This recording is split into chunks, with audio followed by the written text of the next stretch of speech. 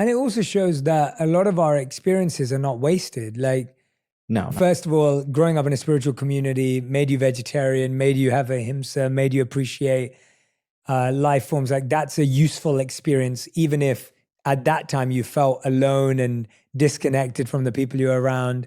Then you go off and you study engineering, which again, you're like, I don't want to be an engineer, but your engineering skills are the ones that you use to launch your passion. Yeah.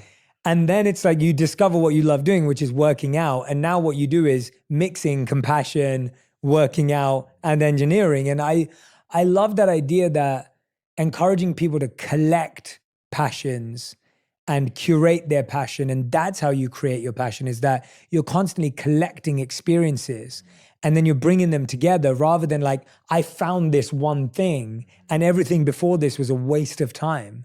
And even in my journey, I feel the same way. It's like, I loved art and design growing up, which has massively impacted my career today because I look at everything through the lens of art and design. And then I was fortunately great at economics and good at understanding business and then behavioral science. And that's obviously been very useful in my life today. And then obviously I fell in love with philosophy, and I fell in love with teaching, and I fell in love with mentorship, and I fell in love with the wisdom that I learned from the monks.